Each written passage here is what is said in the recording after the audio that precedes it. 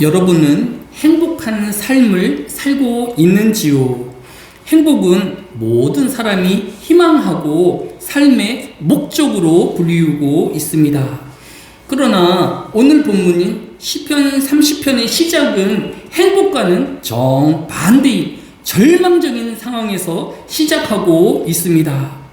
아마도 많은 사람이 행복하지 않은 이유가 이 안에 찾아볼 수 있을 것입니다. 그 첫 번째, 나의 행복을 방해하고 회방하는 원수가 있기 때문입니다.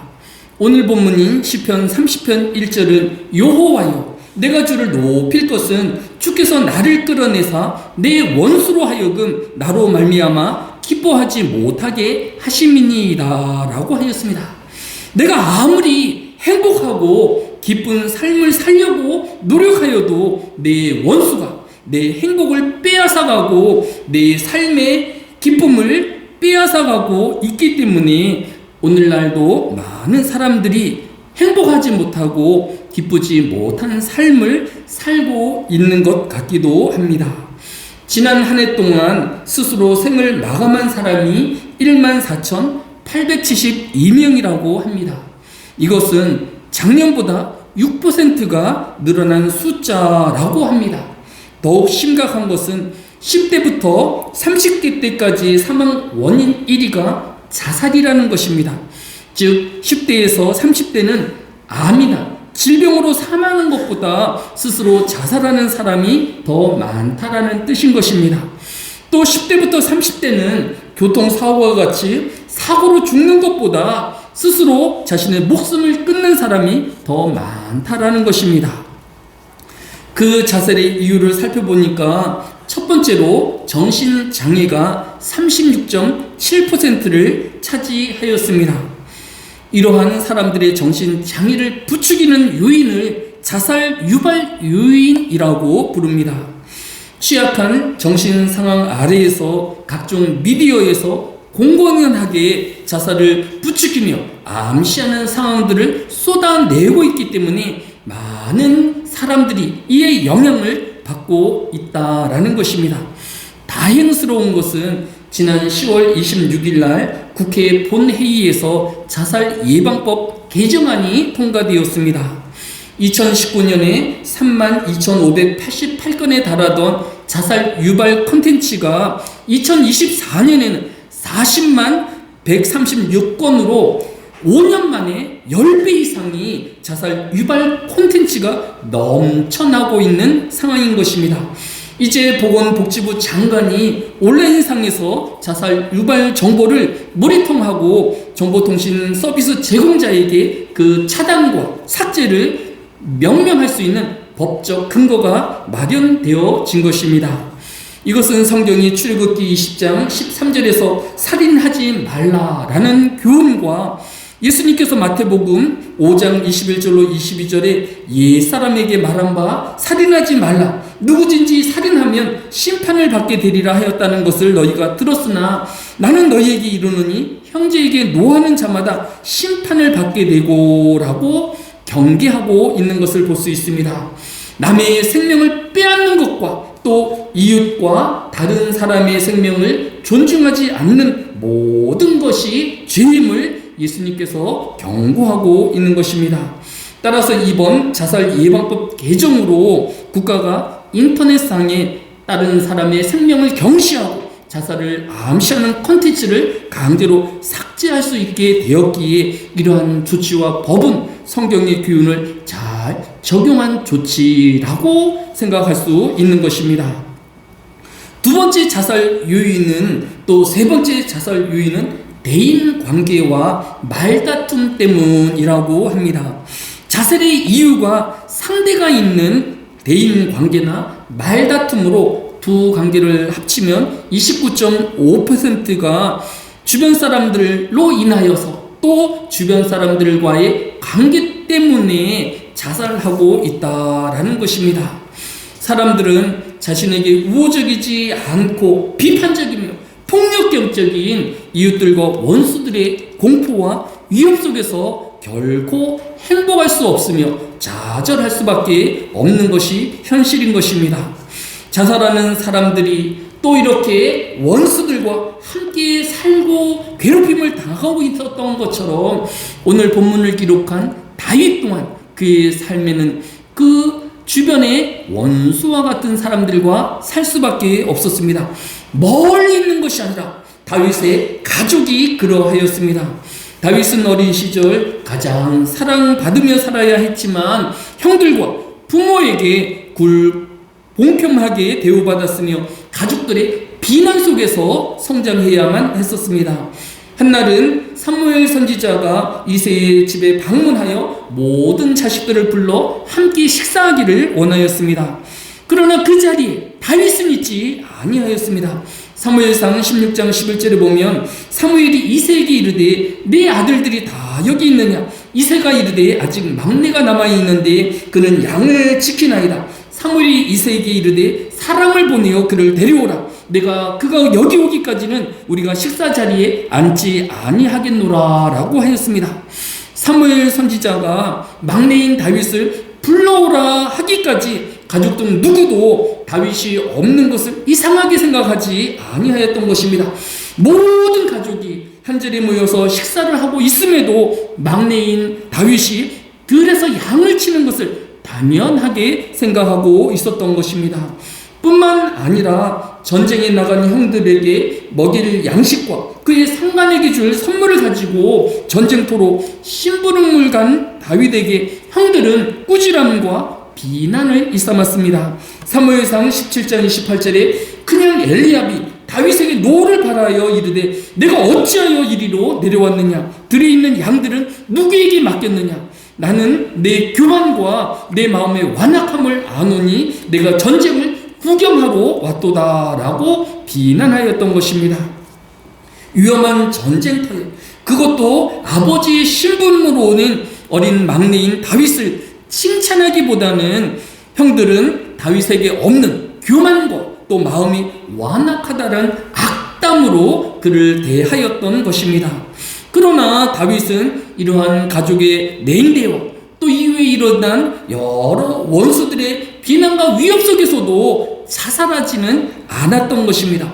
왜냐하면 다윗에게 중요한 것은 가족도 중요하고 이웃도 중요하지만 하나님이 먼저였기 때문인 것입니다. 오늘 본문인 시편 30편 4절에 주의 성도들아 여호와를 찬송하며 그의 거룩함을 기억하며 감사하라 라고 하였습니다. 다윗은 1절에서 원수들의 괴롭힘과 위협이 있다라고 고백하였지만 다윗에게 중요한 것은 자신을 괴롭히는 원수들의 괴롭힘과 위협이 아니라 지금 내가 하나님과 함께 있음이 더 감사하며 기쁨의 요인이었던 것입니다. 모든 성도가 이 세상을 살아가면서 원수 없는 세상을 자신을 비난하는 사람들로부터 피하여 살 수는 없을 것입니다.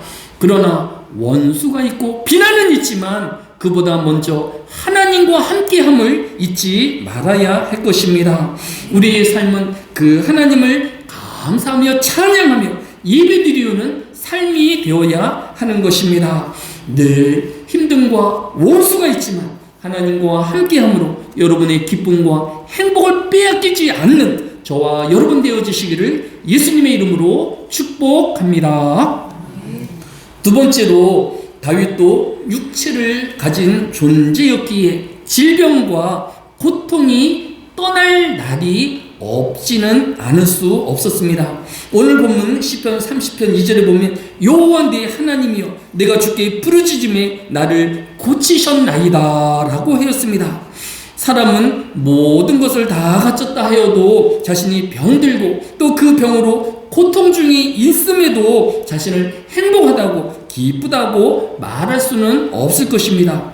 국립보건연구원 생명공학과학센터는 우리나라의 노인에 대한 연구 결과 우리나라 노인 10명 중 8명이 1개 이상의 질병을 앓고 있으며 2개 이상의 질병을 앓고 있는 사람이 절반을 넘는다라고 발표하였습니다. 남성 노인들은 고혈압, 당뇨병, 위장질환, 관질환 등으로 고통받고 있고 여성 노인들은 고혈압, 골다공증, 관절염, 당뇨병 등으로 고통을 받고 있는데 대부분의 노인들이 한 개 이상, 두 개, 세 개의 질병을 함께 앓고 있는 것입니다. 뿐만 아니라 노인들뿐만 아니라 젊은이와 또 어린 사람들도 질병에 시달리기는 마찬가지인 것입니다. 사도 바울은 고린도후서 12장 7절에 여러 계시를 받는 것이 지극히 크므로 너무 자만하지 않게 하시려고 내 육체에 가시 곧 사단이 사자를 주셨으니 이는 나를 쳐서 너무 자만하지 않게 하려 하심이라 라고 하였습니다. 사도 바울이 어떤 질병을 앓고 있었는지는 모르지만 육체에 가시라고 표현할 정도로 찌르고 또 참기 힘든 고통 중에 있었던 것을 볼 수 있습니다. 그러나 바울은 자신의 이런 질병 가운데 고통당하며 또 참기 힘든 고통 가운데 있으므로도 자신은 불행하다고 좌절하지 아니하였던 것을 볼 수 있습니다. 빌립보서 4장 4절은 주 안에서 항상 기뻐하라 내가 다시 말하노니 기뻐하라 라고 명명하고 있는 것을 볼 수 있습니다. 당시 사도 바울은 육체의 질병뿐만 아니라 로마의 감옥 안에 있으면서 빌립보 교회에 보내는 편지를 통하여서 빌립보 성도들에게 항상 기뻐하라 라고 권면하고 있는 것을 볼 수 있습니다. 사람은 질병 때문에 우울하고 또 슬퍼할 것이 아니라는 것입니다. 사도 바울은 그는 질병 가운데 가시와 같은 고통을 느끼고 있고 가장 고통스러운 로마의 감옥 안에 있으면서도 기뻐할 수 있고 행복하였다라고 고백하고 있는 것을 볼 수 있습니다. 성도들은 질병과 또 여러 아픔 가운데서도 기쁨을 누릴 수 있고 행복할 수 있는 존재인 것입니다. 끝으로 다윗은 때때로 스스로 감당하기 힘든 문제와 어려운 환경에 처하기도 하였습니다.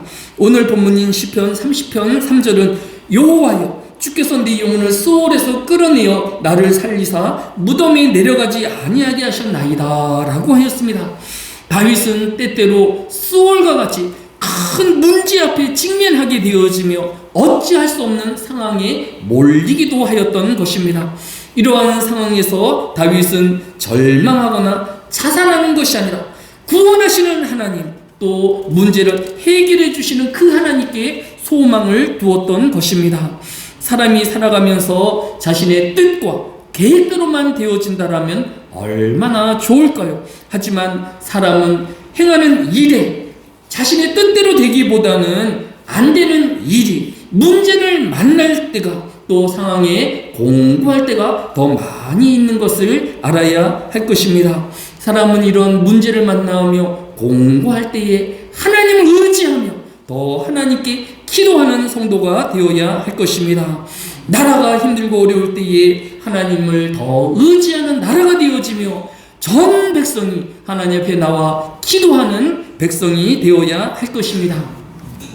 이번 주에 저는 웨슬리가 지은 행복론이라는 책을 읽었습니다. 웨슬리가 직접 지은 책은 아니고 웨슬리가 쓴 논문들과 설교, 그의 격언들을 모아 묶은 책입니다.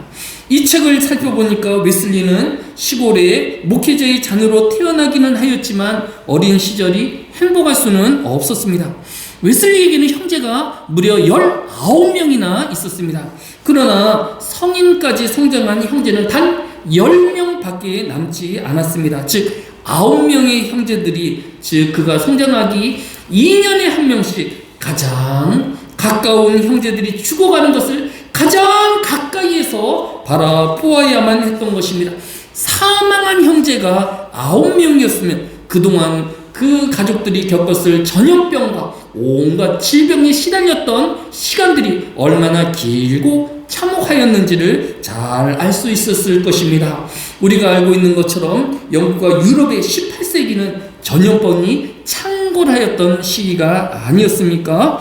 더욱이 웨슬리가 5살이 되던 해에 집에 큰 불이 나서 다른 가족들은 다 피난하였지만 어린 웨슬리는 그 불을 피하지 못하고 창문에 매달려 있었어야 했습니다. 이제 조금만 더 지나면 불에 타 죽을 상황이었는데 극적으로 구출되었고 구출되어지자마자 그 집의 지붕이 무너져서 다 집에 흔적도 없이 무너져 내렸던 것입니다.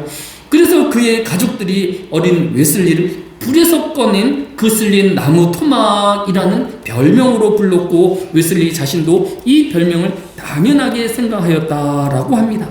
그런 웨슬리가 목사가 되어지고 감리교회 상시자가 되었는데, 웨슬리가 모은 책 중에서 가장 많이 사용하고 가장 반복이어서 강조하였던 것이 기독교는 행복이다라는 단어였습니다.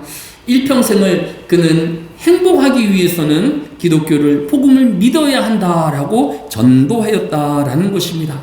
성도가 기독교의 교인이 되어진 것은 불행한 인생이 행복한 인생이 되었다라는 말과 똑같다라고 교훈하였습니다.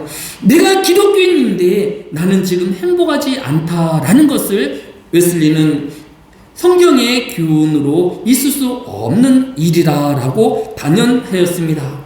오늘 본문인 시편 30편 5절로 6절도 그의 노염은 잠깐이요 그의 은총은 평생이로다. 저녁에는 울음이 깃들지라도 아침에는 기쁨이 오리로다. 내가 형통할 때에 말하기를 영원히 흔들리지 아니하리라 하였도다라고 하였습니다. 인생에 있어서 울음과 슬픔은 있겠지만 그것은 잠깐이고, 하나님의 백성인 성도는 늘 기쁨과 행복 가운데 있음을 우리에게 교훈하여 주고 있는 것입니다. 또 시편 30편 10절로 11절은 여호와여 들으소서, 내게 은혜를 베푸소서, 여호와여 나를 돕는 자가 되소서 하였나이다. 주께서 나의 슬픔이 변하여 내게 춤이 되게 하시며 내 베옷을 벗기고 기쁨으로 띠우셨나이다 라고 고백하고 있는 것을 볼 수 있습니다. 하나님이 우리가 슬픔과 좌절에 이르도록 원수는 나타나겠지만 그 원수를 넘어서는 하나님과 동행하는 믿음의 삶이 되어야 할 것입니다. 때때로는 질병과 고통 가운데 있을 것입니다. 하지만 치료하시는 하나님, 우리를 영원한 생명을 이끄실 그 하나님을 인하여 성도는 기쁨과 행복할 수 있는 것입니다. 때때로 우리는 고통 가운데 문제 앞에 직면하게 되어지지만 그 모든 문제에 답이 되어주시고 슬픔으로 춤이 되게 하시고 또 기쁨으로 띠띠우게 하시는 하나님이 있기 때문에 모든 성도는 어떤 상황에서도 나는 행복자이며 나는 기쁨이 넘치는 자임을 다윗과 같이 고백하는 저와 여러분이 되어야 할 것입니다. 오늘 본문의 결론인 시편 30편 12절이 이는 잠잠하지 아니하고 내 영광으로 주를 찬송하게 하시며 여호와 나의 하나님이여 내가 주께 영원히 감사하리로다 라고 기도하며 끝 맺고 있는 것을 볼 수 있습니다. 영원히 하나님께 감사하며 찬송하며 기쁨과 행복이 넘치우는 삶을 살아가는 저와 여러분 되어지시기를 예수님의 이름으로 축복합니다. 우리의 원수가 우리의 행복과 기쁨을 빼앗아갈 수 없습니다. 우리가 겪고 있는 질병이 나의 행복과 기쁨을 빼앗아갈 수 없습니다. 내가 처해 있는 문제와 환경이 내 행복과 기쁨을 빼앗아갈 수 없습니다. 하나님이 나와 함께 하시며 우리를 구원하시는 하나님이시며 우리를 기쁨으로 띠띠게 하시고 찬송케 하시는 하나님이시기 때문입니다. 하늘의 교회 성도들 늘 행복한 삶이 되어지게 하여 주시고 이 행복을 입술로 고백하는 주의 백성들 되어지게 하여 주옵소서. 환경을 바라보며 나의 연약한 육체가 아닌 오직 하나님을 바라보며 기뻐하고 행복한 주의 백성들 되어지게 하여 주옵소서. 감사를 드리오며 예수님의 이름으로 기도드려 싸움나이다. 아멘.